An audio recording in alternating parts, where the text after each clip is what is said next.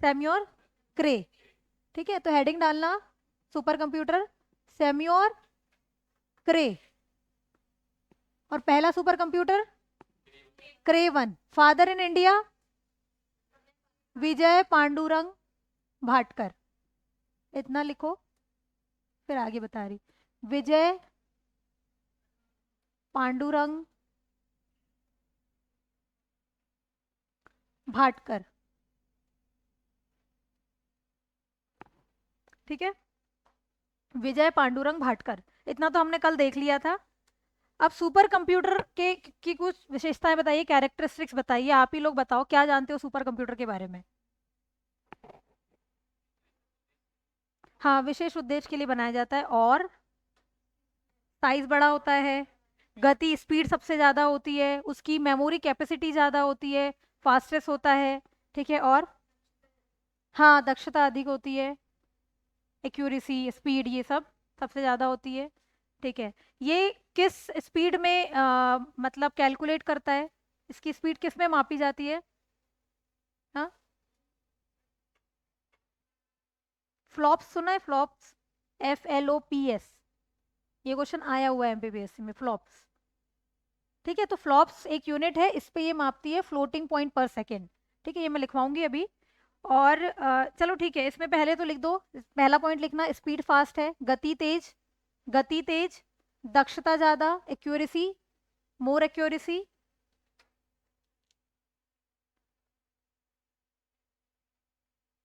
एक साथ पर एक मतलब एक टाइम पर एक से ज़्यादा व्यक्ति काम कर सकते हैं। मिनी, माइक्रो, मेन फ्रेम और सुपर कंप्यूटर, ये किसके आधार पर पढ़ा था हमने? साइज के आधार पर। तो सबसे बड़ा कौन सा है? सुपर कंप्यूटर ही है, तो लिख देना आकार में सबसे बड़ा है, आकार में सबसे बड़ा है। हाँ, इसकी गति मैंने किस में बताया? फ्लॉप्स में। ठीक है, ऐसे लिखना फ्लॉप्स, FLOPS लिखना। स्पीड मेजर्ड इन फ्लॉप्स, गति मापी जाती है फ्लॉप्स में।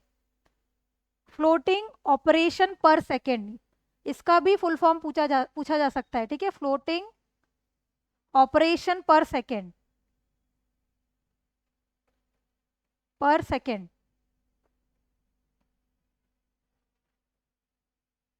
फ्लोटिंग ऑपरेशन पर सेकेंड, फ्लॉप्स याद रखना। सुपर कंप्यूटर की गति किसमें मापी जाती? हाँ, FLOA फ्लोटिंग, FLOATINGOPERATION पर सेकेंड, फ्लोटिंग ऑपरेशन पर सेकेंड। इसका उपयोग सुन लो, लिखने से क्या है, देखो, एक तो सबसे पहले मेट्रोलॉजिकल, मौसम विज्ञान में, साइंटिफिक स्टडी में यूज किया जाएगा, एयरक्राफ्ट वगैरह में, अगर हमको कोई स्पेस मिशन करना है तो सुपर कंप्यूटर यूज होगा। तो ये सब इतना तो ये बेसिक है, इसको लिखते नहीं है, कोई जरूरत नहीं है। ठीक है ना। अब हम ये देखेंगे कि वर्ल्ड के टॉप मोस्ट जो सुपर कंप्यूटर्स है वो कौन से होंगे, फास्टेस्ट सुपर कंप्यूटर कौन सा है। ठीक है, तो 5 मैं आप लोग को इसकी सीक्वेंस बता देती हूँ, सबसे फास्टेस्ट कौन सा है। तो हेडिंग डालना वर्ल्ड फास्टेस्ट सुपर कंप्यूटर, विश्व के टॉप फास्ट सुपर कंप्यूटर, सबसे फास्ट अभी वाली जो रिसेंट वाला डेटा है वो। ठीक है, कौन सा है, किसी को पता है?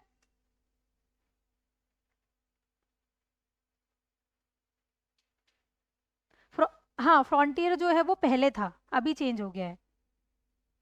बताइए। एल कैपितान। ठीक है, LEL, एल कैपितान, और ये भी यूएसए का है, एल कैपितान। ठीक है, ELCAPITAN, ये यूएसए का सबसे फास्टेस्ट सुपर कंप्यूटर है, और वर्ल्ड में अभी सबसे फास्टेस्ट यही है। आप जो फ्रंटियर बोल रहे हैं वो सेकंड नंबर पे हो गया है अब।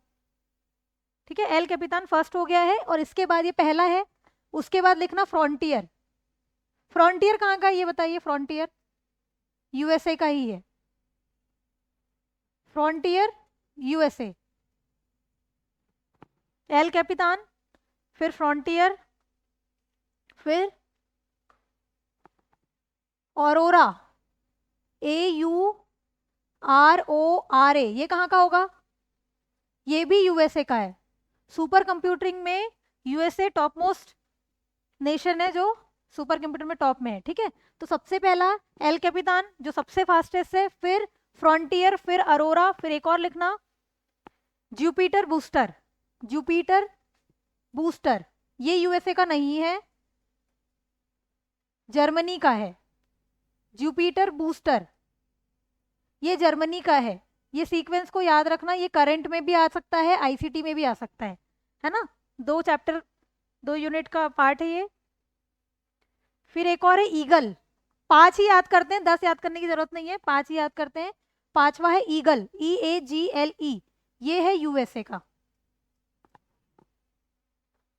यूएसए का ईगल।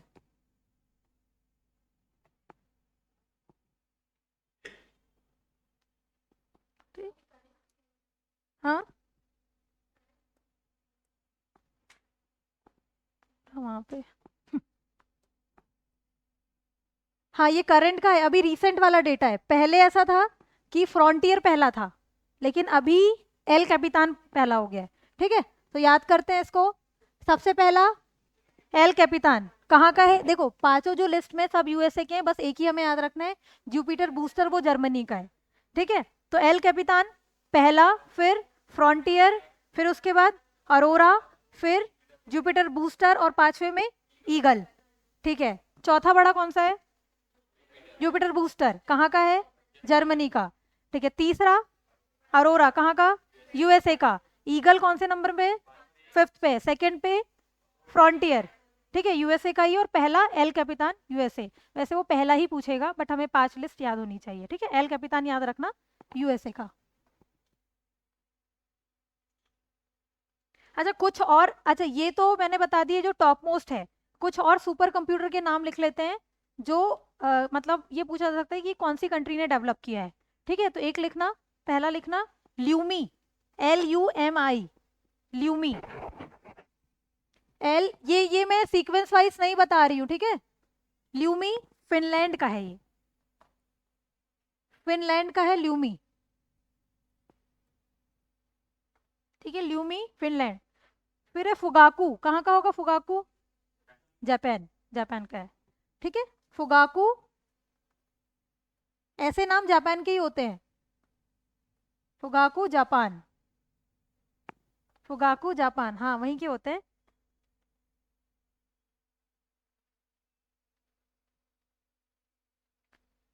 इंपॉर्टेंट इतने ही है, बस याद रखना, क्योंकि लूमी भी तो जो है वो रिसेंट वाला ही है, मतलब 2-3 साल के करंट में है, इसीलिए मैंने लूमी बता दिया। और फिर फुगाकू, ठीक है भारत के भी है। नेक्स्ट हम भारत की देखेंगे, पहला कौन सा था, अभी सबसे ज्यादा टॉप मोस्ट में कौन सा है। इतना याद हो गया, बताओ सबसे टॉप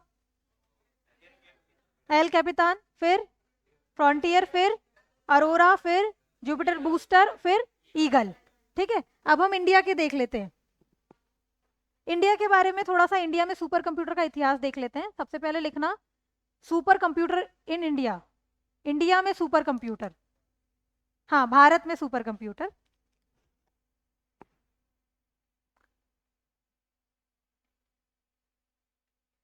सबसे पहले लिखना 1980 में सुपर कंप्यूटर का विकास शुरू हुआ। तो बस लिख देना 1980 से डेवलपमेंट, 1980 से डेवलपमेंट शुरू हुआ, विकास शुरू हुआ, ठीक है। किसने डेवलप किया, तो हाँ विजय पांडुरंग भाटकर इसके फादर है, लेकिन एक लेबोरेटरी थी नेशनल एरोस्पेस लेबोरेटरी, इसने डेवलप किया है। तो लिख लेना डेवलप्ड बाय, या फिर विकास किसने किया है, इस नेशनल एरोस्पेस, एरोनॉटिक नहीं एरोस्पेस, हाँ एरो वही है, बट इसका full form national aerospace laboratory. तो पूछा जा सकता है कि बताइए सबसे पहले जो सुपर कंप्यूटर का डेवलपमेंट है इंडिया में वो किसके द्वारा शुरू हुआ। तो 1980 में शुरू हुआ, और किसके द्वारा, नेशनल एरोस्पेस लिमिटेड, मतलब लेबोरेटरी के द्वारा, ठीक। इतना कौन बनाता है वैसे सबसे ज्यादा सुपर कंप्यूटर्स, नहीं नहीं इंडिया में, इंडिया में सीडेक, सीडेक कहाँ की कंपनी है, हाँ पुणे की है। फुल फॉर्म बताइए, फुल फॉर्म बताइए सीडेक का। अच्छा, कब कब एस्टेब्लिश हुआ था सीडेक? नहीं पता? ठीक है, नेक्स्ट सीडेक के बारे में लिखते हैं। नेक्स्ट लिखना सीडेक। ये हम पीडीएफ से भी मैं एक बार करवा दूंगी। कुछ कुछ फैक्ट्स जो है वो मुझे लिखवाने। सीडेक, CDAC, सीडेक। ये कहाँ है? पुणे में है। इसका फुल फॉर्म लिखिए, centre for development of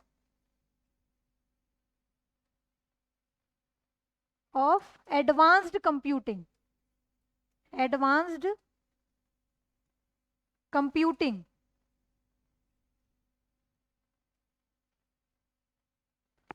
centre for development of advance computing या फिर एडवांस्ड कंप्यूटिंग। हाँ, इसका वो भी लिख लेना। इसका एस्टेब्लिशमेंट कब हुआ था? 1988। इंपॉर्टेंट है, ठीक है। डीआरडीओ कब बना था? 58 में, ठीक। 1988, CDAC Pune, centre for development of advance computing. Direct full form पूछ लेगा। हमें सब पता है कि पुणे में है 1988, लेकिन फुल फॉर्म ही नहीं पता, ठीक है ना। हाँ, सीडेक पुणे, इसकी स्थापना हुई थी, एस्टेब्लिशमेंट। अब हम कुछ इंडिया के मतलब टॉप मोस्ट सुपर कंप्यूटर के नाम लिख लेते हैं, अभी की जो रैंकिंग है उसके हिसाब से, ठीक है। पहला कौन सा था ये लिख लेना। पहला पहला पहला लिखिए, फर्स्ट। बताओ, किसी को पता है? अच्छा, किसने डेवलप किया होगा? सीडेक नहीं किया था, ठीक है। तो पहला डेवलप हुआ था 1990। हाँ, परम 8000। और सबसे पहले जो सीरीज चालू हुई थी वो परम सीरीज ही थी। अगर आपको परम कहीं दिख जाए तो समझ जाना वो सुपर कंप्यूटर की ही सीरीज है। तो सबसे पहला सुपर कंप्यूटर था इंडिया का परम 8000, 1991 में। और किसने डेवलप किया था? सीडेक पुणे। सीडेक पुणे।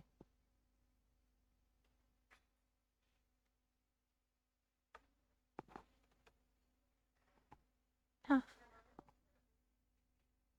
नहीं नहीं, उसका नाम नहीं है। उसके नाम से, मतलब ये नाम से सुपर कंप्यूटर बनना चालू है, उनका नाम तो नहीं है। कंप्यूटर का नाम है, सुपर कंप्यूटर का नाम है। और ऐसा होने लगा कि जब परम 8000 आया उसके बाद परम सीरीज के, जैसे परम सिद्धि, इस नाम से परम मतलब ये परम सीरीज से चालू हो गए फिर सुपर कंप्यूटर बनना। उनने नहीं डेवलप किया, परम नाम का कोई नहीं था, लेकिन बस उस नाम से सुपर कंप्यूटर डेवलप होना चालू हो गए, ठीक है। तो बस इतना याद रखना, परम सीरीज किससे रिलेटेड है? सुपर कंप्यूटर से। पहला कौन सा है? परम 8000, ठीक है। किसके द्वारा डेवलप हुआ? सीडेक पुणे। और कब हुआ? 1991, ठीक है। अब इंडिया के कुछ सुपर कंप्यूटर लिख लेते हैं हम। सबसे फास्टेस्ट वाला, सबसे फास्टेस्ट जो है वो है एरावत। एरावत, एरावत, AIRAWAT। ये सुपर कंप्यूटर का नाम है। सबसे जो फास्टेस्ट है अभी सुपर कंप्यूटर वो एरावत है इंडिया में। और ये भी हो सकता है जब तक आपका एग्जाम हो, चेंज भी हो सकता है, तो वो करंट से थोड़ा, अभी तो एरावत है, ठीक है ना। ठीक, एरावत। और ये सीडेक पुणे ने ही डेवलप किया था। उसके आगे लिख देना CDAC Pune, developed by CDAC Pune.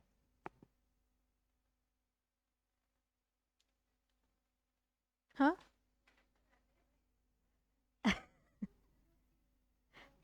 Location का ना, हाँ, तो इसीलिए तो ऐसे सीडेक पुणे वो वैसे ही याद रहता है, वहां पे है।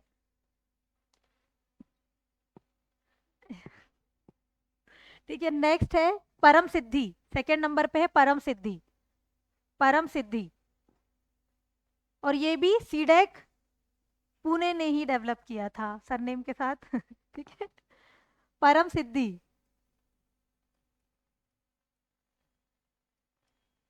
परम सिद्धि,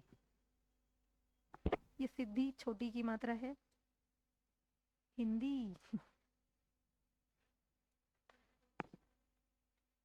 दोनों में परम सिद्धि, PARAMSIDDHI, परम सिद्धि। इसको भी सीडेक ने ही डेवलप किया। फिर थर्ड है प्रत्यूष। प्रत्यूष, थर्ड नंबर पे है प्रत्यूष।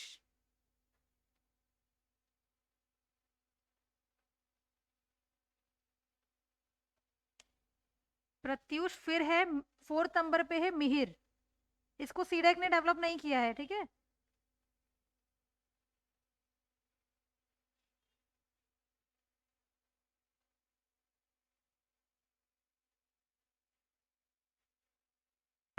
जो प्रत्यूष है उसको आईआईटीएम पुणे ने, ठीक है, Indian institute of tropical metrology, अगर लिखना है तो लिख लेना IITM Pune, Indian institute of tropical metrology, वो प्रत्यूष को, हाँ, आईआईटीएम पुणे ने, आईआईटीएम पुणे में है ये, इसने डेवलप किया, बस IITM लिख देना, इसका फुल फॉर्म है Indian institute of tropical metrology.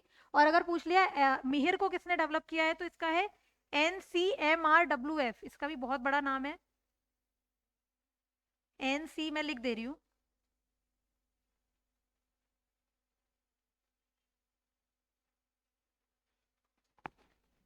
आगे लिख देना NCMRWF, national centre for medium range weather forecasting. तो ये भी वेदर से रिलेटेड है, और प्रत्युष वाला भी, वो भी मेट्रोलॉजी मौसम विभाग से रिलेटेड है। तो बस इतना लिख देना NCMRWF, इसके द्वारा जो डेवलप हुआ है वो मिहिर है। IITM का लिखना है तो Indian institute of tropical metrology, Indian institute of tropical metrology.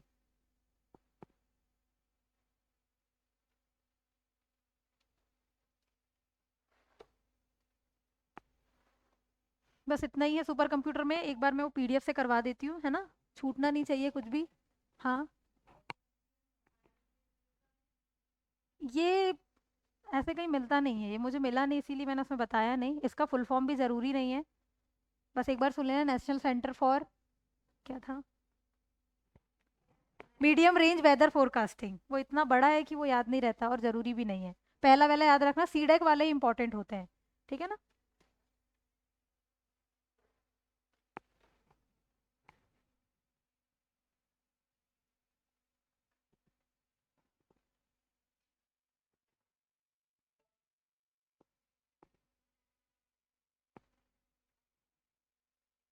देखना सुपर कंप्यूटर कहीं मिले तो अपने नोट्स, हाँ ये आ गया, देखो, super computing in India began in 1980, 1980 के दशक में सुपर कंप्यूटिंग शुरू हो गई। मैं इंग्लिश में करवा रही हूँ, उसका ट्रांसलेट कर दूंगी, ठीक है, वो हिंदी के टेक्निकल टर्म्स थोड़े से टफ हो जाते हैं, है ना, जहाँ नहीं समझ में आया मुझे बोल देना, मैं उसको हिंदी में करवा दूंगी। एस्टेब्लिशर इंडिजीनियस मतलब हमारे देश का स्वदेशी विकास स्टार्ट हो गया, किसके द्वारा, तो ये मैंने बताया था, नेशनल एरोस्पेस लेबोरेटरी नाल के द्वारा। और स्टार्टेड फ्लो सॉल्वर MK1, इसने जो प्रोजेक्ट स्टार्ट किया था उसका नाम था फ्लो सॉल्वर MK1, उसके आगे लिख दो, नाल के आगे लिख दो, अब हर चीज आप इससे फिर से थोड़ी पढ़ोगे, इसलिए लिख देना फ्लो सॉल्वर MK1 के नाम से,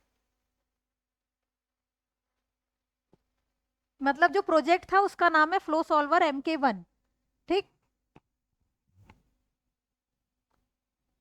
फिर है सब्सिक्वेंटली, मतलब उसी के साथ साथ सेवरल प्रोजेक्ट स्टार्ट हो गए, जैसे सीडेक में, सीडॉट में, नाल में, बार्क में, अभी बार्क वार्क के मैं लिखवा रही हूँ, ठीक है ना, बार्क मतलब भाभा एटॉमिक रिसर्च सेंटर वाला, ठीक है। फिर ये सीडेक मिशन, ये बिल्कुल भी इंपॉर्टेंट नहीं है, हमको पढ़ने की जरूरत नहीं है, हमने लिस्ट देख लिया सुपर कंप्यूटरिंग की, क्या सुपर कंप्यूटर वाली क्या थी, इतना अंदर तक पढ़ने की बहुत ज़्यादा नीड नहीं है ना। ये मेंस का है, ऑब्जेक्टिव क्या होगा सुपर कंप्यूटर डेवलप करने का, इंडिया को टेक्नोलॉजी प्रो बनाना है, टेक्निकल उसमें AI के लिए सहायता होगी, रोबोटिक्स के लिए होगी, ये सब मन से लिखना है, ठीक है, बस समझ में आ गया ना सुपर कंप्यूटर का यूज क्या होता है, बस। एप्लीकेशन कहाँ कहाँ पे होगा, क्लाइमेट मॉडलिंग मतलब जलवायु मॉडलिंग में होगा, दूसरा है मौसम की भविष्यवाणी, तो वेदर फोरकास्टिंग, ठीक है, वेदर फोरकास्टिंग पहले ही हमें पता चल जाए मौसम के बारे में। फिर है एरोस्पेस इंजीनियरिंग में, ठीक है, एरोस्पेस इंजीनियरिंग मतलब हवाई वाला, कंप्यूटेशन बायोलॉजी, मॉलिक्यूलर डायनेमिक्स मतलब जीव विज्ञान वगैरह में भी सुपर कंप्यूटर का यूज होगा। फिर नेक्स्ट है nuclear energy, national security, defence वगैरह में सुपर कंप्यूटर यूज होता है। फिर है सीज्मिक एनालिसिस मतलब मौसम और भूकंपीय विश्लेषण में, डिजास्टर में और कंप्यूटेशनल में, ठीक है। ये कुछ लिस्ट है सुपर कंप्यूटर की, इसमें से बस मैं इंपॉर्टेंट बता दे रही हूँ, ये आप लिख लो, इंपॉर्टेंट सुपर कंप्यूटर किस किसने डेवलप किया है। ठीक है, हर कुछ पढ़ने की जरूरत नहीं है। हर ये बस एरावत के बारे में हमने पढ़ा था। So AI supercomputer, AI research analysis and knowledge dissemination platform Airavat has been installed at CDEC Pune. तो जो सबसे फास्टेस्ट है ना, इंडिया का सबसे बड़ा एरावत ही है ना, तो इसको सीडेक पुणे ने किया है। और इसका फुल फॉर्म है, एक बार बस देख लो, लिखने की जरूरत नहीं है, AI research analytics and knowledge dissemination platform. ठीक है, एरावत ये सीडेक पुणे ने बनाया था। अब कुछ इंपॉर्टेंट सुपर कंप्यूटर के नाम लिखना, हेडिंग डालना इंपॉर्टेंट सुपर कंप्यूटर। ठीक है, मतलब कौन सा ऑर्गेनाइजेशन किस प्रकार के सुपर कंप्यूटर बनाता है। तो पहला है सीडेक पुणे, सीडेक पुणे, सीडेक पुणे। सीडेक पुणे जो है वो परम सीरीज के बना रहा है, परम सीरीज।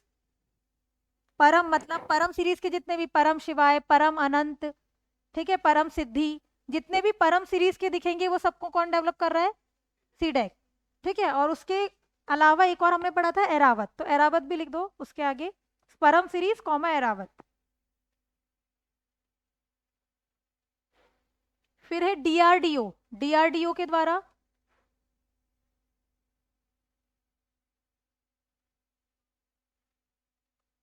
ठीक है, डीआरडीओ के द्वारा कब हुआ था इसका एस्टेब्लिशमेंट, 58। इसने पेस सुपर कंप्यूटर बनाया, PACE।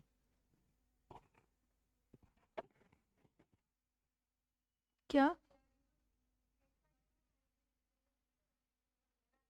बेंगलुरु, हाँ, वो जो आप बोल रहे हो बहुत सारे हैं, वो तो फिर अगर वो साइंस एंड टेक्नोलॉजी में, लेकिन इसका तो बेंगलुरु में 1958। ठीक है, पेस लिखना, पेस का फुल फॉर्म लिखना है।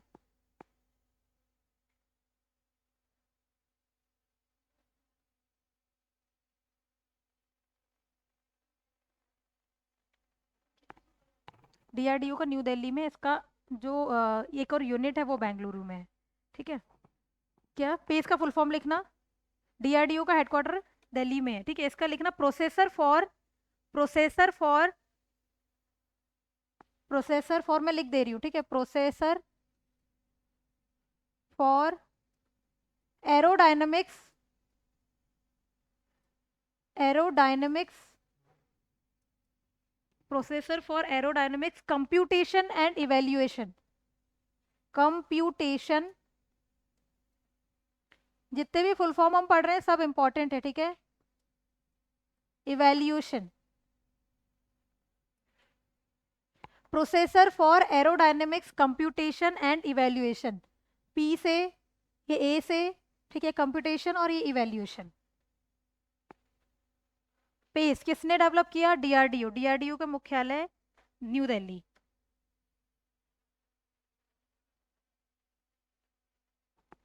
क्या, हाँ हाँ हाँ, नहीं ऐसा कुछ लगे तो मुझे भी बता देना, कभी कभी हो जाता है, ठीक है ना। बहुत सारे जो हैं वो बेंगलोर में ही हैं, ठीक है, इसीलिए भी वो, ठीक, क्या बताया मैंने, PACE, processor for aerodynamics computation and evaluation. बोलना मेरे साथ, पेस का full form, processor for aerodynamics computation and evaluation. ठीक है, किसके द्वारा डेवलप किया गया है, डीआरडीओ के द्वारा। अब नेक्स्ट लिखना, आईआईटीएम पुणे के द्वारा क्या क्या डेवलप किया गया है। आईआईटीएम पुणे, एक तो प्रत्यूष और आदित्य, प्रत्यूष और आदित्य ये सुपर कंप्यूटर के नाम है, ठीक है, प्रत्यूष और आदित्य।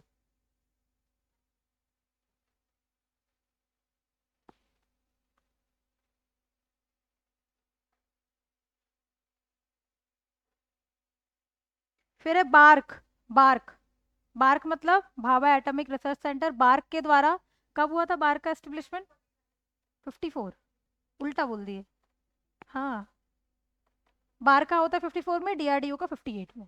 ठीक है, बार्क के द्वारा हुआ है अनुपम, बार्क मुंबई में है, ठीक है, इसके द्वारा जो सीरीज मतलब जो सुपर कंप्यूटर का नाम है वो है अनुपम।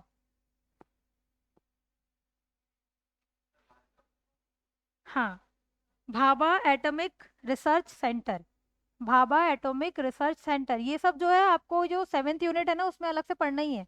और मेंस में भी जो थर्ड पेपर है उसमें 1 यूनिट है ना उसकी, कि अब कम कर दिया है, 1 यूनिट है ना उसमें।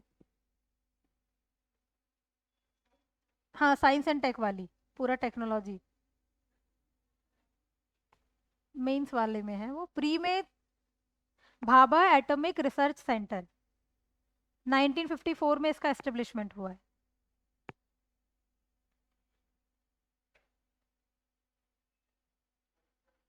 54, 1954। ठीक, अनुपम, अनुपम के नाम से। फिर एक और है फिजिक्स रिसर्च लैब, PRL, कहाँ पे है? अहमदाबाद में है। इसने क्या डेवलप किया, ये मैं बता रही हूँ, अहमदाबाद में है PRL, अहमदाबाद, हाँ ठीक है। अहमदाबाद ने डेवलप किया है विक्रम 100, ये सुपर कंप्यूटर डेवलप किया, उसका नाम है विक्रम 100, विक्रम 100। ठीक है, विक्रम 100 के नाम से जो सुपर कंप्यूटर डेवलप किया है वो PRL ने, PRL का भी फुल फॉर्म लिखना है तो लिख देना physics research lab, Ahmedabad, Gujarat.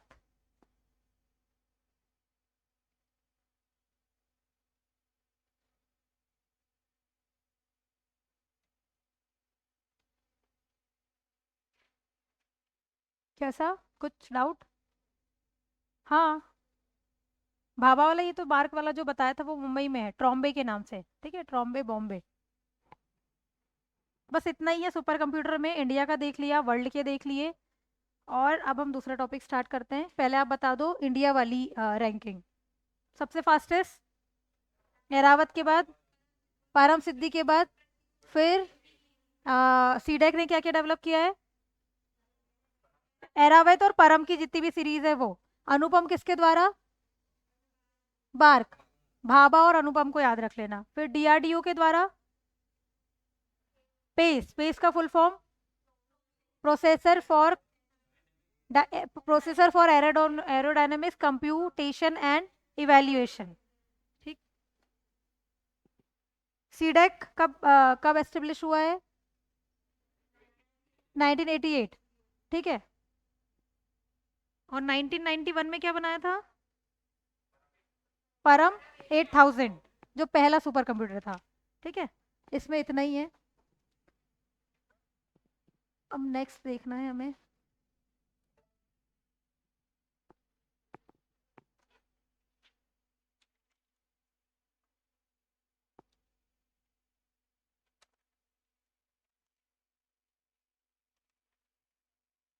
अब थोड़ा बच्चों वाला टॉपिक है लेकिन पढ़ना पड़ेगा। ठीक है, कंप्यूटर के जो कंपोनेंट होते हैं, भाग होते हैं, वो देखते हैं। ठीक है, तो हेडिंग डालना कंपोनेंट ऑफ कंप्यूटर। इसमें भी सिर्फ और सिर्फ रनिंग नोट्स बनाना, बहुत ज़्यादा नहीं लिखूंगी मैं। कंपोनेंट ऑफ कंप्यूटर, कंप्यूटर के भाग, है ना, क्या क्या भाग होते हैं बताओ। नहीं नहीं नहीं, वो सब जो है माउस वाउस, वो तो आउटपुट डिवाइस, इनपुट डिवाइस, वो है, भाग है, लेकिन उनको अलग से क्लासिफाई करेंगे, इनपुट यूनिट, आउटपुट यूनिट। और देखो, एक तो इनपुट यूनिट, ठीक है सही बोल रहे हैं, इनपुट यूनिट, उसमें पूरे इनपुट डिवाइस वगैरह आ जाएंगे, इनपुट डिवाइस। फिर आउटपुट यूनिट, ठीक है, ऐसे यहाँ पे ऐसे बना देना कि कंपोनेंट ऑफ कंप्यूटर,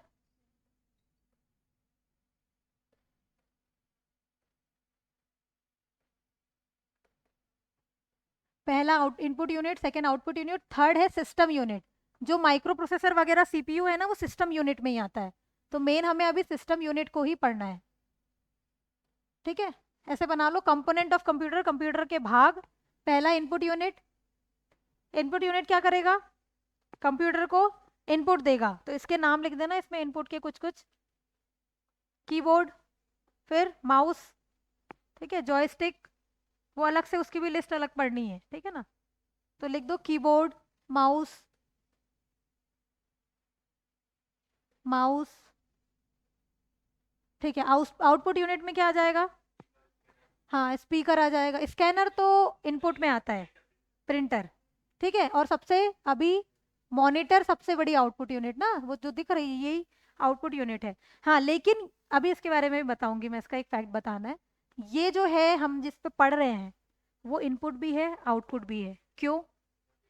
ये टच स्क्रीन है, ठीक है, हम इनपुट भी दे रहे हैं आउटपुट भी आ रहा है, लेकिन मॉनिटर में ऐसा नहीं होता। मॉनिटर में मॉनिटर जो है वो आउटपुट ही देता है, उसमें हम इनपुट डिवाइसेस के थ्रू जरूर देंगे, लेकिन उसमें कुछ इनपुट नहीं हो रहा है ना, हम कुछ नहीं कर रहे हैं, तो वो इनपुट नहीं होगा, वो आउटपुट डिवाइस होगा। मॉनिटर भी जैसे ये टच स्क्रीन है, ये भी एक तरीके का मॉनिटर ही है, लेकिन है वो टच स्क्रीन, तो इसमें इनपुट आउटपुट डिवाइस दोनों होता है। ये जब हम इनपुट और आउटपुट डिवाइस पढ़ेंगे तो उसमें और बता दूंगी कि इनपुट और आउटपुट ऐसे कौन से डिवाइस है जो इनपुट भी है और आउटपुट भी है, ठीक है ना। हाँ हाँ, मतलब इसके आगे हम पढ़ेंगे तो उसमें मैं पूरा एक एक करके समझाऊंगी कीबोर्ड के क्या क्या, इससे भी कीबोर्ड से भी क्वेश्चन आते हैं कि बताओ कितनी की होती है, की लॉगर क्या होता है, ये सब भी आज की क्लास में हमें पढ़ना है, ठीक है। नेक्स्ट पढ़ना सिस्टम यूनिट, नेक्स्ट है सिस्टम यूनिट। सिस्टम यूनिट को क्लासीफाई करना है, इसमें लिखना सिस्टम यूनिट के अंतर्गत लिखना है ना, अलग से हेडिंग दे दो सिस्टम यूनिट। देखो कंपोनेंट में 3 भाग थे, इनपुट आउटपुट और सिस्टम, इसमें अलग से लिखते हैं सिस्टम यूनिट के बारे में थोड़ा सा पढ़ लेते हैं। ये कंप्यूटर का मेन भाग, मतलब मुख्य भाग, मेन पार्ट ऑफ कंप्यूटर या फिर मेन यूनिट ऑफ कंप्यूटर, जिसमें सीपीयू होता है, जिसमें सीपीयू होता है। सीपीयू का full form central processing unit, एकदम बेसिक क्वेश्चन है ना, ऐसे ही आएगा नहीं, इतना भी इजी नहीं पूछता पीएससी, ठीक है। सीपीयू को क्या बोला जाता है, ब्रेन ऑफ कंप्यूटर, है ना, लिख दो मस्तिष्क, ब्रेन ऑफ कंप्यूटर। अब मेन है कि सीपीयू में क्या क्या भाग होते हैं, बताओ।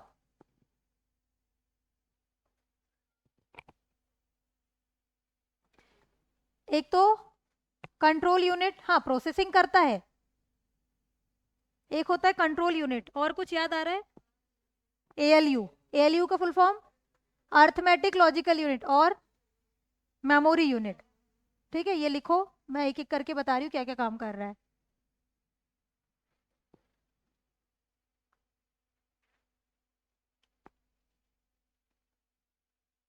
आगे लेवल बढ़ेगा, लेकिन लेवल बढ़ने से पहले कुछ बेसिक आना चाहिए हमको, इसीलिए मैं पढ़ा दे रही हूँ। CPU control unit, control unit क्या करेगा, जो भी हम इनपुट दे रहे हैं और उसको प्रोसेसिंग करके कंप्यूटर जो है हमें आउटपुट दे रहा है, तो ये सब कौन करेगा, इसको कंट्रोल कौन करेगा, वो सी ये कंट्रोल यूनिट करता है। सीपीयू का जो भाग है कंट्रोल यूनिट वो कंट्रोल करेगा, तो इसमें लिख देना कंट्रोल यूनिट के आगे लिख देना इनपुट आउटपुट को कंट्रोल करता है, इनपुट आउटपुट को कंट्रोल करता है या फिर संचालन करता है,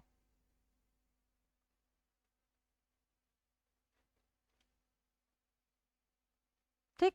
फिर नेक्स्ट है एएलयू, एएलयू का फुल फॉर्म लिखिए, क्या है, arithmetic logical unit, arithmetic logical unit, ARITHMETIC,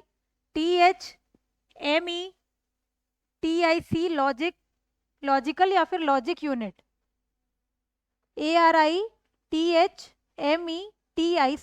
arithmetic logic unit, क्या करेगा ये, हाँ न्यूमेरिकल वैल्यूज का जोड़ना घटाना मल्टीप्लिकेशन डिवीजन सब कुछ जो है वो एएलयू करता है, तो एएलयू के आगे लिख देना, हाँ मतलब मैथमेटिकल ऑपरेशंस, गणितीय क्रिया, गणितीय क्रिया, मैथमेटिकल ऑपरेशन जैसे एडिशन सब्ट्रैक्शन जोड़ना घटाना जितने हैं लिख देना आगे, ठीक है, ठीक। फिर मेमोरी यूनिट क्या करेगा,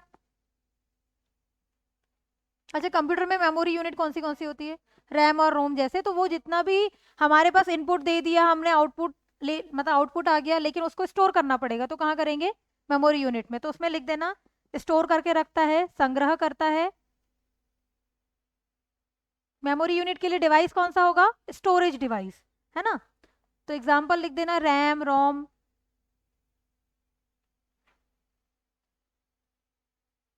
और जो मेमोरी यूनिट होती है ना, मेमोरी एक सेमीकंडक्टर चिप होती है, तो बस इसको याद रखना कि कौन सी चिप होगी, और कंप्यूटर में मैक्सिमम जितनी भी चिप्स होती है वो सेमीकंडक्टर की ही बनी होती है, मतलब सेमीकंडक्टर चिप होती है। आईसी चिप किससे बनी है, सिलिकॉन, सिलिकॉन क्या है, सेमीकंडक्टर ही है, ठीक है।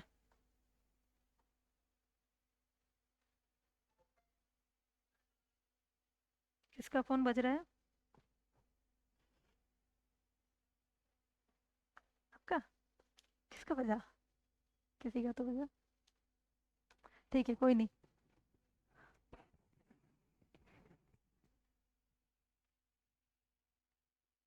हाँ, कहाँ से छूटा है आपका? हाँ सीपीयू में। हाँ सीपीयू में मैंने बस बताया, सीपीयू के 3 कंपोनेंट होते हैं, 3 पार्ट्स होते हैं। एक होता है कंट्रोल यूनिट, जो सब कुछ कंट्रोल करता है, इनपुट आउटपुट स्टोरेज सब कुछ का जो कंट्रोल करेगा वो कौन है, संचालित करता है वो कंट्रोल यूनिट। फिर है एएलयू। एएलयू का फुल फॉर्म लिख लीजिए। एएलयू का फुल फॉर्म मैं इधर लिख दे रही हूँ, अरिथमेटिक लॉजिक यूनिट।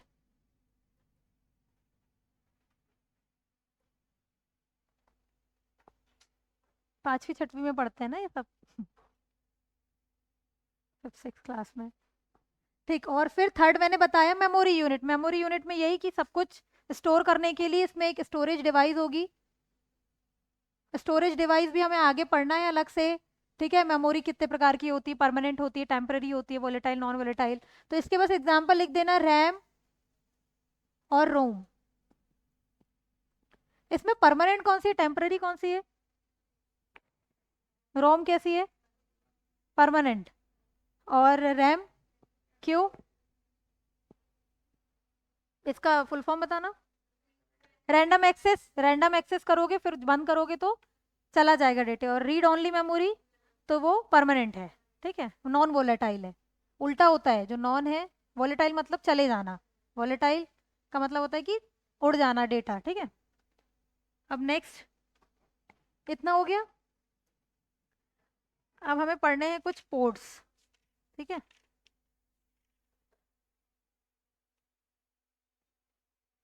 ये मैं इसलिए पढ़ाऊंगी क्योंकि जो अभी का जो ट्रेंड हो रहा है उसमें क्वेश्चंस आ रहे हैं पोर्ट्स, इसीलिए। जैसे अभी हमने पढ़े इनपुट डिवाइस, आउटपुट डिवाइस। अब इनपुट डिवाइस और आउटपुट डिवाइस को हमको कंप्यूटर से कनेक्ट भी करना है। जैसे ये जो पेन ड्राइव कनेक्टेड है, इन्हें क्या बोला जाता है, जिसमें कनेक्ट है इसको यूएसबी बोला जाता है ना। तो ये सब मतलब ये भी पूछा जा रहा है कि यूएसबी में हम टोटल कितनी मैक्सिमम डिवाइस को कनेक्ट कर सकते हैं। ये सब क्वेश्चन आने के ट्रेंड है, इसीलिए मैं अलग से आपको इनपुट और आउटपुट जो पोर्ट होते हैं वो पढ़ा रही हूँ। ठीक है, तो हेडिंग डाल देना, input output port, input output port, input और आउटपुट पोर्ट। पोर्ट का मतलब तो समझते हैं ना, जिससे हम कनेक्ट कर सकते हैं उसको, है ना।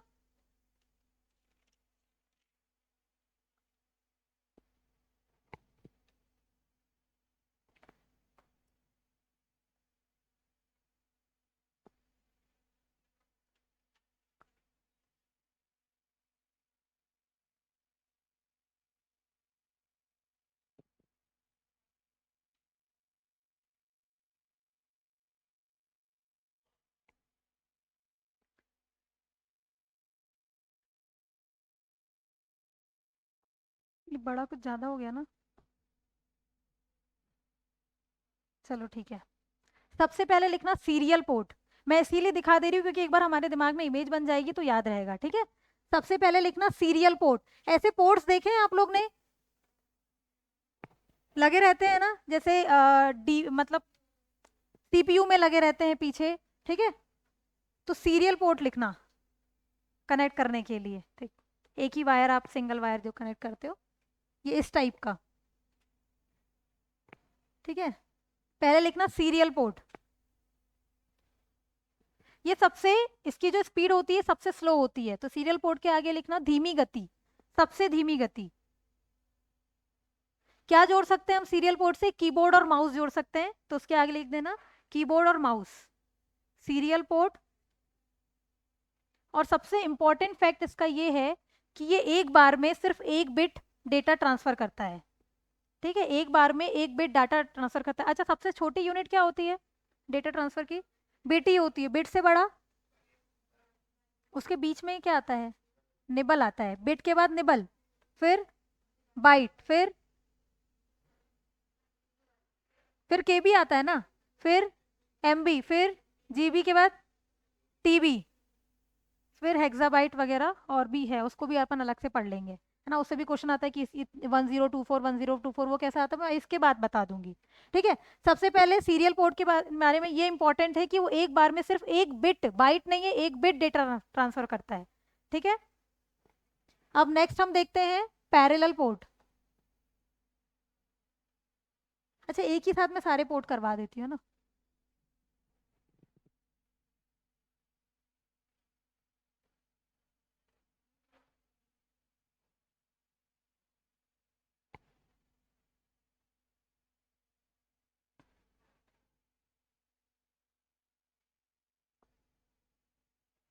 देखो सीरियल पोर्ट देख लिया हमने, ये है ना, नाम के नीचे है ना ये ऊपर का, ठीक है।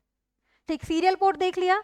अब नेक्स्ट है पैरेलल पोर्ट। कहाँ लिखा है पैरेलल पोर्ट? ये, ठीक है, जिससे हम ऑडियो डिवाइसेस वगैरह भी कनेक्ट, इससे कीबोर्ड माउस भी कनेक्ट होता है, लेकिन इसकी जो डेटा ट्रांसफर करने की स्पीड होती है वो एक बार में ज्यादा होती है। ठीक है, तो एक बार पूछा गया था कि पैरेलल पोर्ट कितने बिट ट्रांसफर कर सकता है, तो एक बार में वो 8 बिट डेटा ट्रांसफर कर सकता है। हाँ, तो नेक्स्ट लिखना पैरेलल पोर्ट। नेक्स्ट है पैरेलल पोर्ट। पैरेलल पोर्ट, मैं पोर्ट्स इसीलिए दिखा दे रही हूँ क्योंकि कभी क्वेश्चन आ गया तो हमें समझ में आना चाहिए कि भैया सीरियल पोर्ट कैसा होता है, पैरेलल पोर्ट कैसा होता है। ठीक है, पैरेलल पोर्ट ये दिख रहा है, बहुत सारे मल्टीपल यहाँ से आप कनेक्ट कर सकते हो।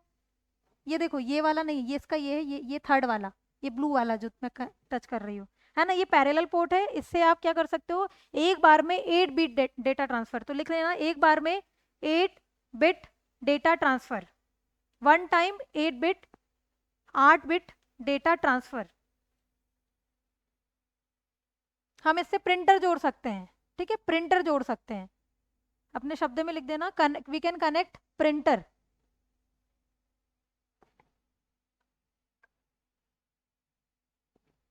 ठीक, अब ये जो मैंने बताया ये क्या है, क्या है ये? यूएसबी, पेन ड्राइव नहीं, जहां पे हमने पेन ड्राइव को कनेक्ट किया है वो है यूएसबी। तो ये सबसे ऊपर जो लगा हुआ है देखो ऐसे ही है, सेम टू सेम। तो लिखना अब नेक्स्ट यूएसबी। नेक्स्ट है यूएसबी। यूएसबी क्या फुल फॉर्म है इसका? यूनिवर्सल सीरियल बस। ठीक, इसका फुल फॉर्म लिखिए। कभी कभी हमको लगता है एकदम जो छोटे छोटे फुल फॉर्म्स होते हैं ना बड़े इजी से, लेकिन हम एग्जाम में भूल जाते हैं, वहां पे यूनिवर्सल दे दिया, यूनिफॉर्म दे दिया। यूनिवर्सल सीरियल बस, ठीक है, इसका फुल फॉर्म है यूनिवर्सल, हाँ लिख दे रही हूँ, यूनिवर्सल सीरियल बस। ठीक है, ये कितने डेटा ट्रांसफर कर रहा था? 8 बिट का। सीरियल पोर्ट कितना? एक, 1 बिट। ठीक है,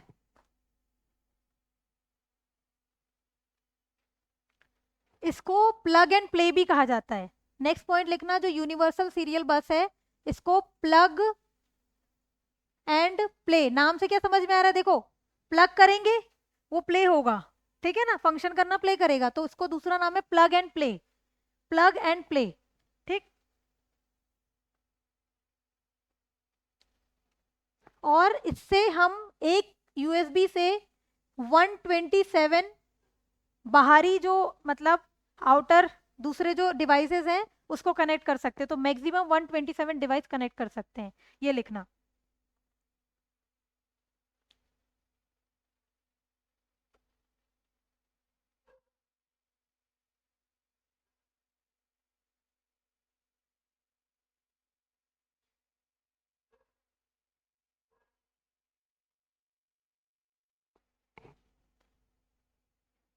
मतलब 127 मैक्सिमम, ये क्वेश्चन भी आया है, इसीलिए वो बुक्स में भी है, और पढ़ते हैं कि यूएसबी एक बार में मतलब एक यूएसबी से मैक्सिमम कितने डिवाइस कनेक्ट कर सकते हैं, तो 127। ठीक है, याद रखना 127। पैरेलल के बारे में क्या फैक्ट याद रखना है? 8 बिट डेटा ट्रांसफर करेगा, और सीरियल के बारे में 1 बिट और बहुत छोटा मतलब धीमी गति का होता है। ठीक है, नेक्स्ट पढ़ना है हमें वीजीए। वीजीए है कहीं पर? ये है, ये वीजीए, ठीक है, वीजीए, इसका फुल फॉर्म बताइए, किसी को पता है? नहीं पता? इसका फुल फॉर्म लिखना, मैं इधर लिखवा देती हूँ, ठीक है, वीजीए का वीडियो ग्राफिक्स अरे। वीडियो ग्राफिक्स अरे, बोल रहे? नहीं, वीडियो ग्राफिक्स अरे। अच्छा, नाम से क्या समझ में आ रहा है, क्या कनेक्ट करेंगे हम इससे? वीडियो वगैरह मतलब अगर वीडियो डिस्प्ले करना है हमको मॉनिटर पे कंप्यूटर पे तो हम वीजीए से कनेक्ट करेंगे। देखना ऐसे दिखता है, ठीक है। वीजीए का जो पोर्ट होता है वो ऐसे दिखता है, ठीक है। क्लियर हुआ? तो लिख देना वीडियो ग्राफिक्स अरे, उसके आगे लिखना वीडियो आउटपुट प्राप्त करने के लिए। वीडियो मतलब हमको अगर वीडियो देखना है तो वीजीए से कनेक्ट करेंगे, वीडियो आउटपुट प्राप्त करने के लिए।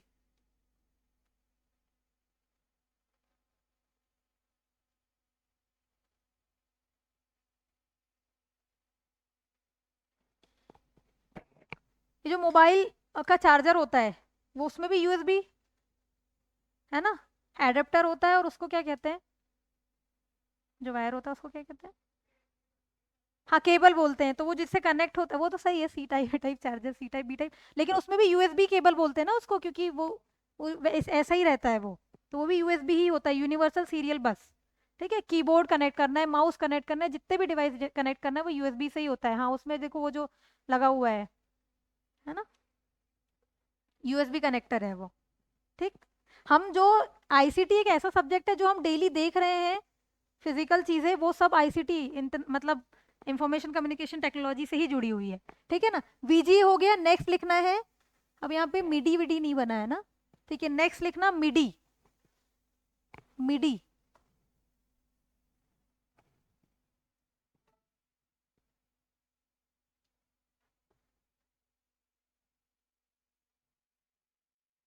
कहाँ है? इसमें है मिडी। पैरेलल है, सीरियल है, यूएसबी भी है, मिडी नहीं है। ठीक है, मिडी में सर्च करके दिखा देती हूँ, क्योंकि उससे हमको अगर ये देखो, जैसे अगर कंप्यूटर से हमको गिटार विटार कनेक्ट करना है ना, पियानो वगैरह करना है, मतलब म्यूजिकल इंस्ट्रूमेंट अगर कनेक्ट करना है तो मिडी से करते हैं। ठीक है, तो मिडी एक बार देख लो।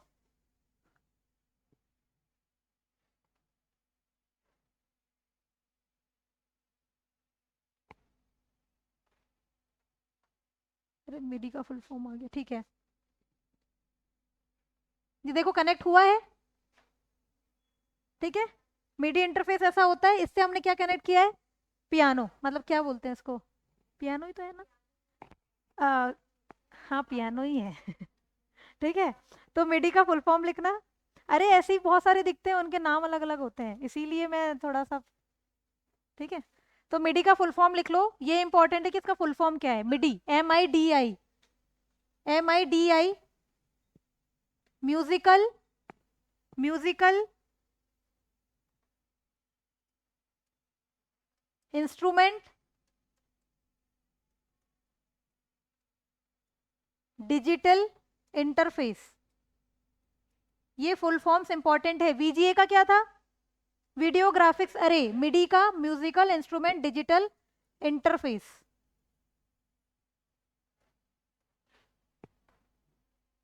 ठीक है, क्या करेगा? कनेक्ट करेगा ये म्यूजिकल इंस्ट्रूमेंट को, तो लिख दो जैसे हमको पियानो गिटार वगैरह कनेक्ट करना है तो मिडी से करेंगे। ठीक है, वीडियो आउटपुट चाहिए तो वीजीए से करेंगे। यूएसबी से सारी चीज कनेक्ट होती है, कितने कर सकता है वो मैक्सिमम? 127।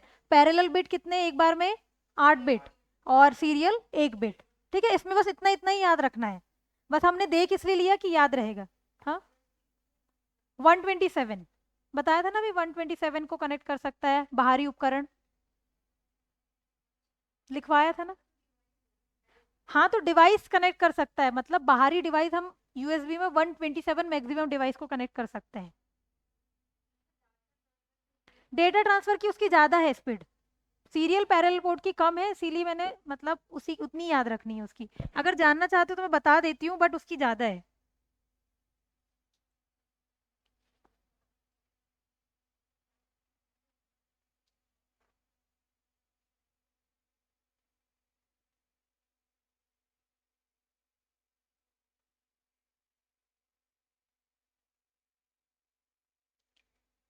ये गीगाबाइट्स में कर लेता है, 20 से 40 गीगाबाइट्स ये डेटा एक बार में ट्रांसफर कर सकता है, मतलब इसकी ज्यादा है।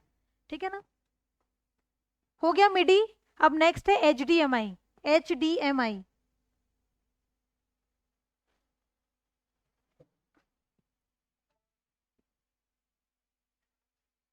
हाँ मिडी में मैंने ये बताया मिडी में ये बताया, मिडी का फुल फॉर्म है म्यूजिकल इंस्ट्रूमेंट डिजिटल इंटरफेस। नाम से ही समझ में आ रहा है कि अगर हमें अपने कंप्यूटर से म्यूजिकल डिवाइस अगर कनेक्ट करना है, जैसे पियानो गिटार वगैरह, तो हम मिडी वाले पोर्ट से कनेक्ट करेंगे। एक पोर्ट होता है मिडी का, उससे उस पोर्ट से कनेक्ट करेंगे।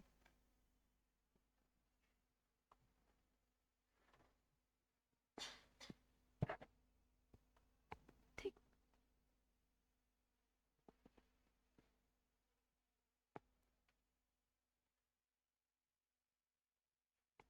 नेक्स्ट है HDMI।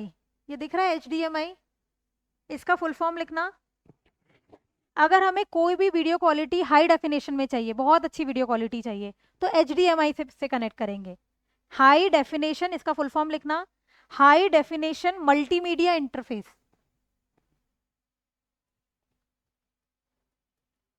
High definition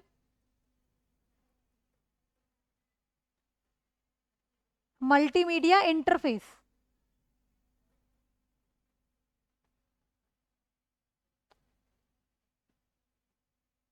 high definition multimedia interface, ठीक है।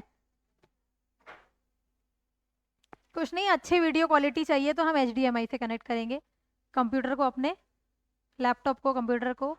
जैसे जो टीवी देखते हैं, है ना, वो HDMI से कनेक्टेड। ठीक, टीवी वगैरह, LED वगैरह जो है, एग्जांपल लिख दो, टीवी LED, टीवी LED।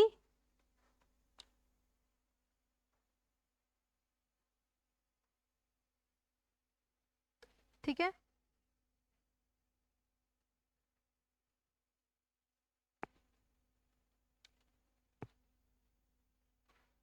इतना ही था इसमें पोर्ट्स में। ठीक है, क्या क्या पढ़ा हमने? सबसे पहले सीरियल पोर्ट, एक बार में एक बिट। फिर पैरेलल पोर्ट, सब क्या है, कनेक्टिंग डिवाइस है, मतलब जिससे हम पोर्ट्स में कनेक्ट कर सकते हैं पैरेलल से 8 बिट। उसके बाद USB पढ़ा, USB एक बार में 127 डिवाइस को कनेक्ट कर सकते हैं। और USB का दूसरा नाम भी बताया था मैंने, क्या था? Plug and play. ठीक है, प्लग एंड प्ले। फिर है मिडी, मिडी का म्यूजिकल इंस्ट्रूमेंट डिजिटल इंटरफेस, उससे हम म्यूजिकल इंस्ट्रूमेंट को कनेक्ट करेंगे कंप्यूटर से। फिर HDMI, high definition multimedia interface. और एक और पढ़ा था VGA, वीडियो ग्राफिक्स अरे। इनके फुल फॉर्म्स याद रखने हैं, और क्या काम करते हैं, क्या कनेक्ट करते हैं, वो याद रखना बस। ठीक है, फुल फॉर्म्स याद रहेंगे तो वैसे भी बन जाएगा। ठीक,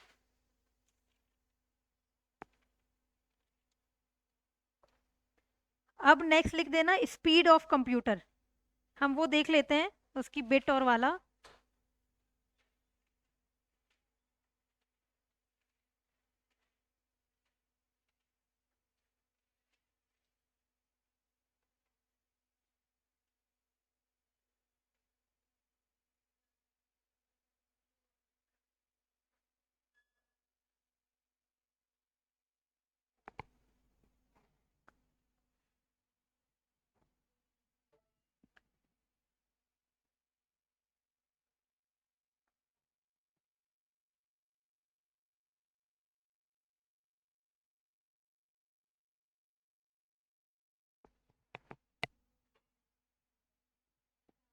सबसे स्मॉलेस्ट, सबसे छोटी क्या होती यूनिट? बिट के बाद निबल, फिर चलो लिखते हैं। ठीक है, सबसे पहले लिखना बाइनरी डिजिट से चालू होता है, बिट का फुल फॉर्म ही बाइनरी डिजिट होता है। ठीक है, तो ऐसे लिख दो, एक बिट, सबसे छोटा एक बिट, दूसरा पेज, एक बिट। और बिट के आगे लिख देना, बिट का फुल फॉर्म भी पूछा गया है तो बाइनरी डिजिट। फिर एक बाइट। हाँ, निबल बीच में आता है, निबल को मैं साइड से अलग से बता दूंगी, पहले ये वाली सीरीज देख लेते हैं। ठीक है, एक बाइट में कितने बिट? 8 बिट। फिर इसके बाद एक KB, है ना, 1 किलोबाइट, 1 KB। इसमें अब देखो, ऐसे क्रॉस क्रॉस याद रखना, जो इधर है फिर इधर है, ऐसे याद रखना। ठीक है ना, तो 1 KB में कितने? 8 नहीं, 1024 बाइट्स। इसको क्या बोला जाता है? 2 is to power 10।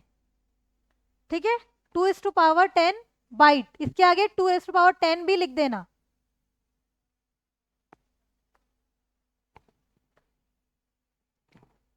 To raise to power 10 का मतलब क्या होता है? 2 × 2 × 2 × 2 10 बार, है ना?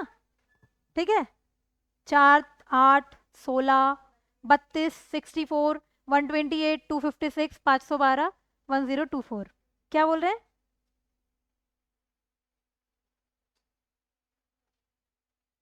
हाँ, 1024 आ जाता है। ठीक है, इसके बाद केबी के बाद क्या आएगा? 1 MB। 1 MB में फिर से क्रॉस 1024 KB, मतलब 2⁻10 KB, है ना? ये लिखना। इसके बाद क्या आएगा? MB के बाद फोन में देखते हैं ना कि KB, MB, फिर GB। ठीक, GB। GB में 1024 MB। हाँ, इनके फुल फॉर्म देखो, किलोबाइट, किलोबाइट, फिर मेगाबाइट, फिर गीगाबाइट, टेराबाइट, फिर एक्साबाइट आता है। पेटाबाइट, पेटाबाइट, हाँ, टेराबाइट के बाद पेटाबाइट, फिर एक्साबाइट, फिर जोटाबाइट। बहुत ज्यादा नहीं देखेंगे, लेकिन एक बार ऐसे पूछ लिया था कि कितने 2⁻30 में कितना, कुछ ऐसा क्वेश्चन था। ये भी मैं सॉल्व करके बता दूंगी एक बार, तो आप लोग को आइडिया लग जाएगा कि प्रीलिम्स में कैसा आ सकता है। ठीक है, जीबी के बाद एक टीबी, टीबी में 1024, और यहाँ पे लिख देना है ना 2⁻10, क्या होगा यहाँ पे? MB। ये क्या हो जाएगा? जीबी। जीबी का फुल फॉर्म गीगाबाइट। फिर टीबी के बाद पेटा, पीबी, है ना? एक पीबी पेटाबाइट, PETA, पेटाबाइट। इसमें 1024 टीबी, है ना? 2⁻10 टीबी। फिर आता है एक्साबाइट, EB, एक्साबाइट। इतना ही लिखते हैं एक्साबाइट तक, 1024 PB, मतलब 2⁻10 PB।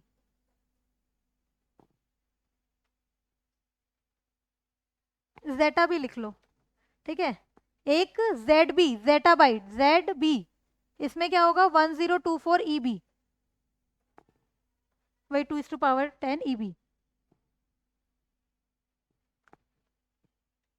ये तो हो गया। एक बार अच्छे से देख लो, क्योंकि इसके बाद मैं क्वेश्चन पूछ रही हूँ इससे। ठीक है ना? आप लोग को पता होगा क्या पूछना है।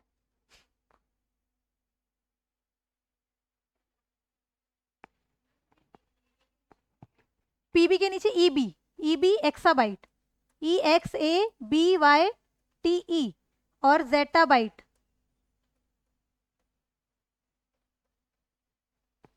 जेटाबाइट।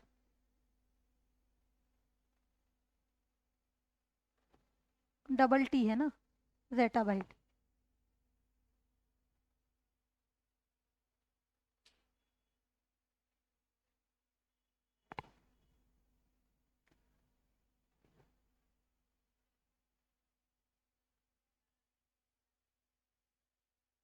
देखो, ये जो 1 बिट और 1 बाइट पड़ा है, इसके बीच में आता है निबल। ठीक है, तो एक निबल में कितने बिट होते हैं? 4 बिट होते हैं। ठीक है, ये लिख लेना। एक निबल में, मतलब 1 बिट और बाइट के बीच में निबल आएगा। एक निबल में 4 बिट होते हैं। ठीक, तो 2 निबल में कितना होगा? 8 बिट, मतलब 8 बिट मतलब कितना, कितना हो जाएगा? 1 बाइट हो जाएगा। मतलब इससे क्या निकल के आया? 1 बाइट बराबर 2 निबल, है ना? तो इसको याद रखना कि 1 बाइट में 2 निबल होते हैं। और कैसे होते हैं वो बता दिया मैंने, है ना? एक बार, हाँ, वही मैं, इसीलिए मुझे लगा। देखो, इसको मैं अलग से बता दूं क्या, है ना? देखो, एक सबसे छोटा 1 बिट पढ़ा हमने। ठीक है, इतना तो समझ में आया। फिर हमने पढ़ा 1 बाइट में कितने बिट? 8 बिट। ये देखा था ना हमने। देखो, 1 बाइट में 8 बिट, इतना समझ में आ गया। फिर उसके बाद अब ये बिट और बाइट के बीच में एक और यूनिट होती है, वो होती है निबल। ठीक है, बिट और बाइट के बीच में, मतलब बिट से बड़ी बाइट से छोटी निबल होती है। ठीक है, तो एक निबल में होता है 4 बिट। एक निबल में 4 बिट होते हैं, यहाँ एक लिख दे रही हूं, एक निबल में 4 बिट होंगे, तो 2 निबल में कितना होगा, 8 बिट होंगे। और हमने देखा था 8 बिट बराबर 1 बाइट, सिंपल सा मैथ्स है। 1 बाइट मतलब 1 बाइट बराबर कितने निबल हो जाएंगे, 2 निबल। ठीक है, अब समझ में आ गया, बनाना हो तो बना लो कहीं पे। क्या हुआ, मैथ्स, हाँ मैथ्स वैसा वाला। लेकिन क्या होता है ना, पीएससी पढ़ पढ़ के मैथ्स भी उड़ जाता है, बहुत छोटा सा पोर्शन है वो भी। मेंस कब पढ़ते हैं, मेंस में, प्रीलिम्स निकले तो मेंस पढ़ेंगे ना, तो बहुत टाइम लग जाता है तब तक।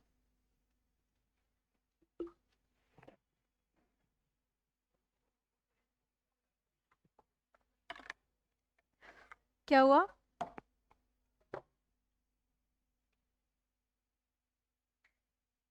कर लिया क्या, वो वाला करवा रही हूँ ना, पीछे वाला।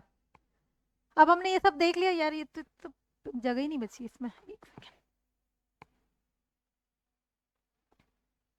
ठीक, तो ये पूछ लेता है कि 1 GB में बताओ कितने बाइट होंगे, बताओ 1 GB में कितने बाइट होंगे।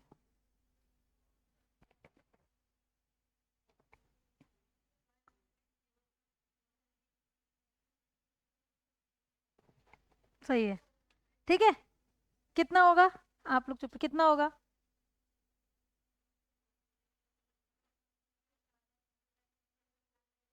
मल्टीप्लाई मत करो आप, 10 10 10 को ऐड करके बता दो कितने बार करेंगे, बताइए, आप भी कोशिश करो। सिंपल, 3 बार होगा ना, 3 बार मतलब 1 GB बराबर कितने, 2/10।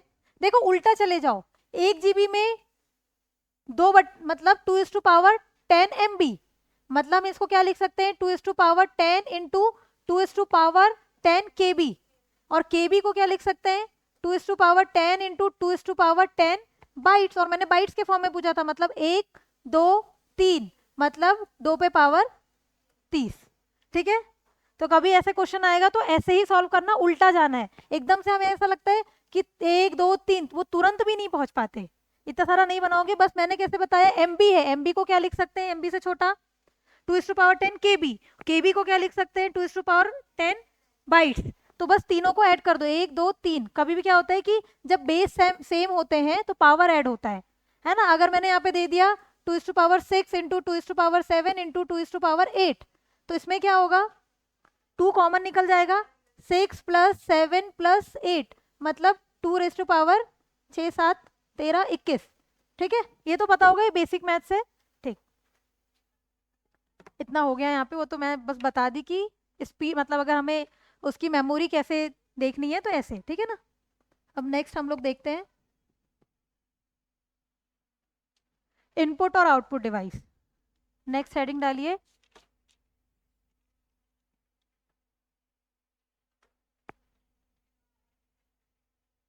समझ आ रहा है ना सब क्लास में, ठीक, सब क्लियर हो रहा है।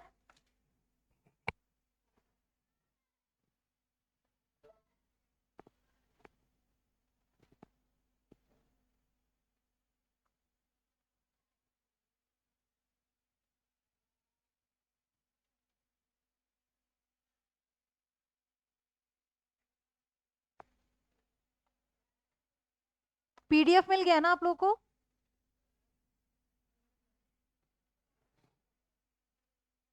हाँ अभी भेज दिया है ना ग्रुप में, ये वाला, ठीक है, ऐड ऑन करते जाना उसमें।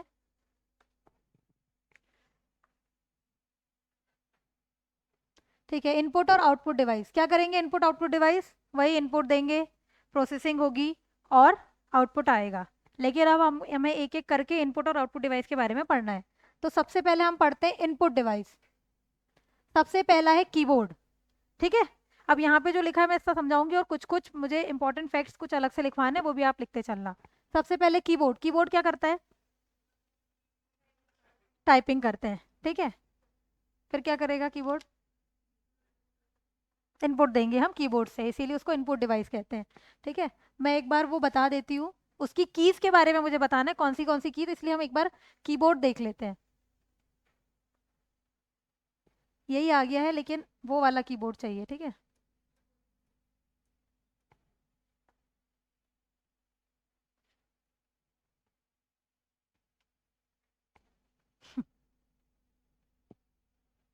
ये तो खरीदने बोल रहा है।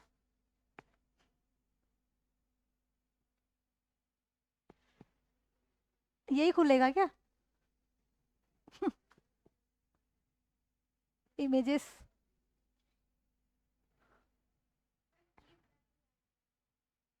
नहीं वो, ठीक, HD।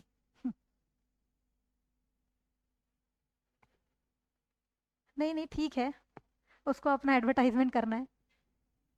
थोड़ा नेट स्लो को चल रहा है क्यों?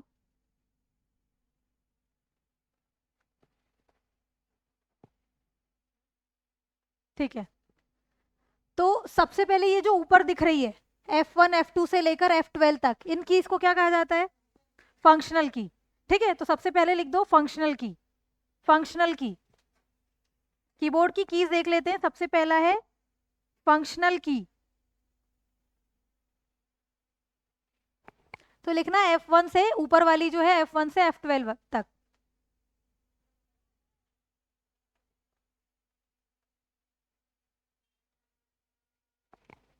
फिर ये जो ABCD है ना, ये जो जितनी भी है ये कीज, इनको क्या बोला जाता है? ये अल्फाबेट्स है, तो इनको बोला जाता है अल्फाबेट की। ठीक है, याद रखना इनको अल्फाबेट की कहा जाता है। अब ये नंबर वाली जो कीज है उनको क्या बोलेंगे? न्यूमेरिक की। ठीक है, पहले देखा फंक्शनल की, ये अल्फाबेट की, ये न्यूमेरिक की। फिर एक और की होती है टॉगल की। बताओ टॉगल की कौन सी है? टॉगल की होती है ये कैप्स लॉक, ठीक है, ऑल्ट कंट्रोल, ये सब जो, नहीं caps lock, num lock, num lock किधर है? स्क्रोल लॉक क्या? नहीं नहीं, टॉगल की वो जो बोल रहे हैं ना, वो क्या क्या बोलते हैं उसको? कंट्रोल ऑल्ट डिलीट, उनको मॉडिफायर की बोला जाता है, लेकिन ये टॉगल कीज होती है। टॉगल कीज लिख लो। वो सब तो पता है, अल्फाबेट की, न्यूमेरिक की, नंबर से ही समझ में आ रहा है, अल्फाबेट से ही समझ में आ रहा है, और फंक्शन की F1 से F12 तक। नेक्स्ट है टॉगल की, TOGGLE, टॉगल की। टॉगल की, ये देखो ये जो कैप्स लॉक दिख रहा है ना,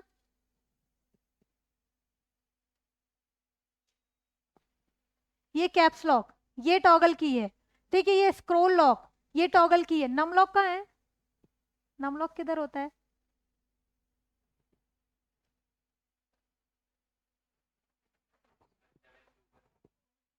हाँ ये है, ठीक है।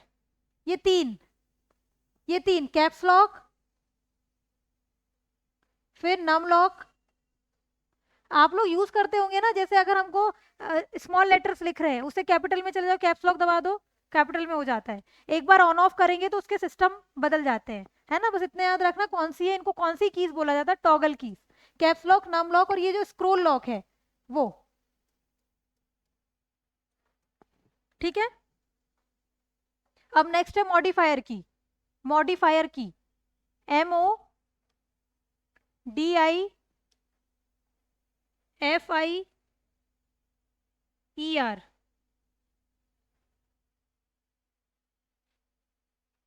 मॉडिफायर की कौन सी है? ये कंट्रोल ऑल्ट डिलीट, ठीक है, ये सब जो है ये मॉडिफायर की है। लिख देना, ये कंट्रोल ऑल्ट डिलीट वगैरह जो है ये सब मॉडिफायर की है। ऑल्ट शिफ्ट डिलीट,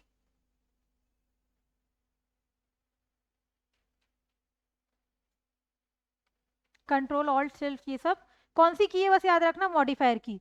देखो नाम से समझ में आता है, अल्फाबेट की, जितने भी अल्फाबेट्स वाली की होगी। ठीक है, न्यूमेरिक की मतलब नंबर्स वाली। फिर उसके बाद टॉगल की, तो टॉगल की से क्या होता है, एक बार ऑन ऑफ करेंगे तो उसका फंक्शन चेंज हो जाता है, जैसे कैप्स लॉक से कैप लॉक हो जाएगा, नम लॉक में वो चेंज हो जाते हैं। ठीक है, तो ये सब क्या होती है? टॉगल की। फिर मॉडिफायर कीज, तो मॉडिफायर कीज में शिफ्ट ऑल्ट कंट्रोल डिलीट ये सब, और फंक्शनल की तो वो समझ में ही आ रहा है F1 से F12 तक, ठीक है। इतना कीबोर्ड के बारे में।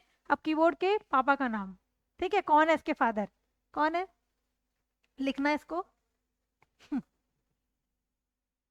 बोरिंग हो जाएगी ना फिर वैसे क्लास अगर मैं।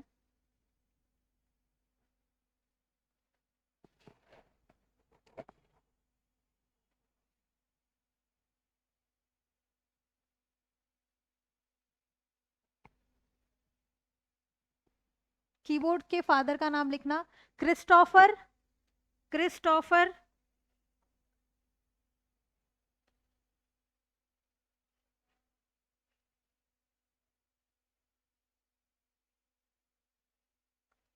क्रिस्टोफर लेथम सोलेस, कीबोर्ड के फादर, इनके फादर हैं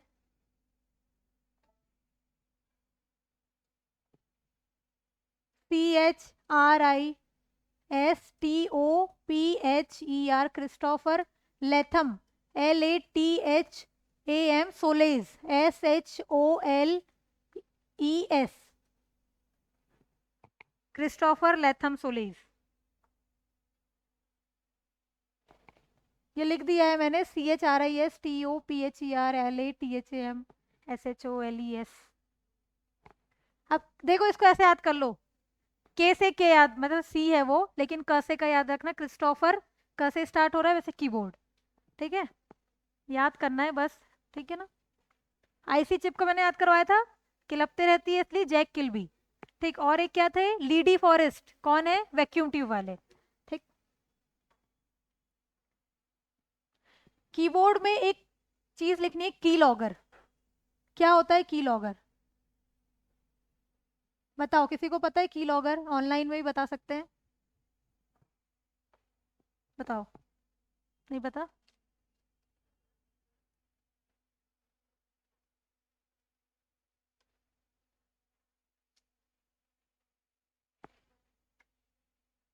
की लॉगर क्वेश्चन आया था इससे एमपीपीएससी में, इसीलिए पढ़ा रही हूँ मैं अलग से। बताइए ऑनलाइन में।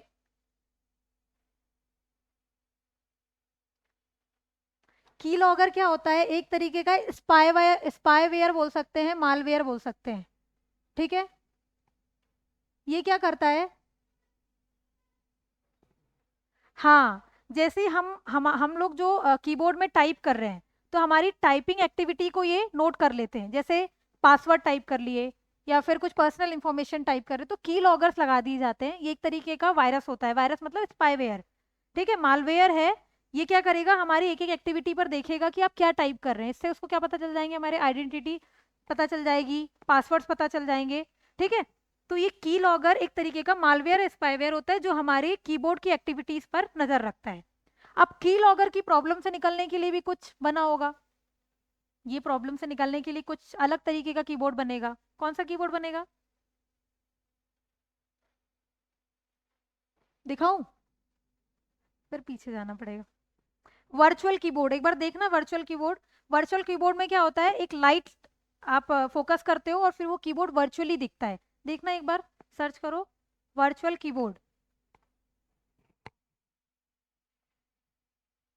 इतनी मेहनत करने से अच्छा मैं ही बता देती हूँ।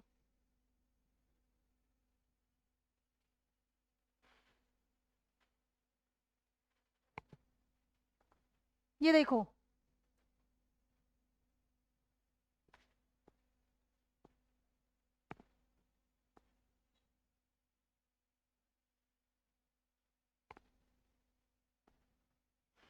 नेट,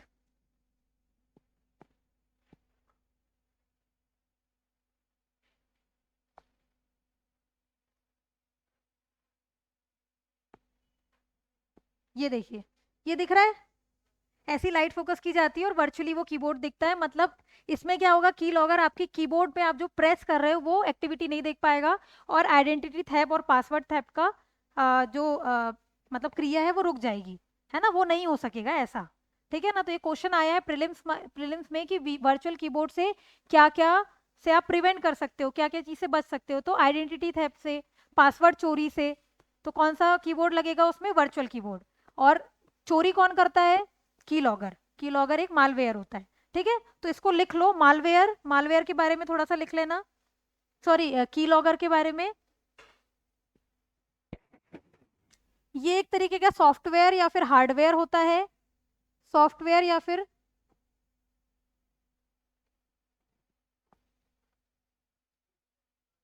अच्छा ठीक है इसके बाद में छोड़ दे रही हूँ, सॉफ्टवेयर या वेंसडे को होता है ना, अच्छा ठीक है, ठीक है, एक सॉफ्टवेयर या हार्डवेयर होता है, बस इसके बाद मैं छोड़ रही हूँ, ठीक है। क्या करता है वो, हमारी एक्टिविटीज पर, कीबोर्ड की एक्टिविटीज पर नजर रखता है, record every stroke on computer या फिर ऑन कीबोर्ड, कीबोर्ड पे हम जो टाइप कर रहे हैं उसको अपने शब्दों में लिख दो, उस एक्टिविटीज पर नजर रखता है, ठीक है। इससे की, एक मिनट में बता रही हूँ, बस एक मिनट, मैं अच्छे से लिखवाई देती हूँ इसको।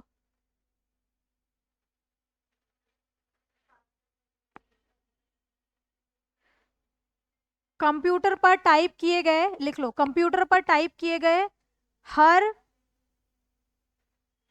हर बटन को गुप्त रूप से रिकॉर्ड करता है, हर बटन को गुप्त रूप से रिकॉर्ड करता है, जैसे पासवर्ड, क्या बोल रहे हैं,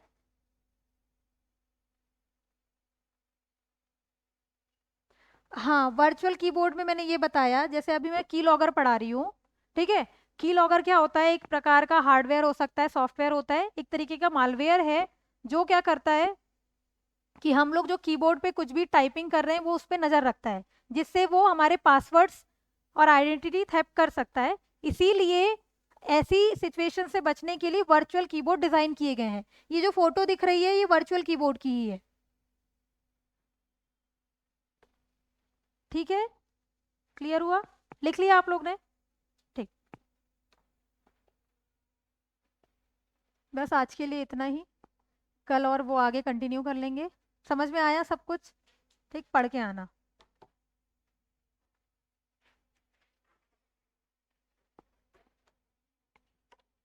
कुछ क्वेश्चन?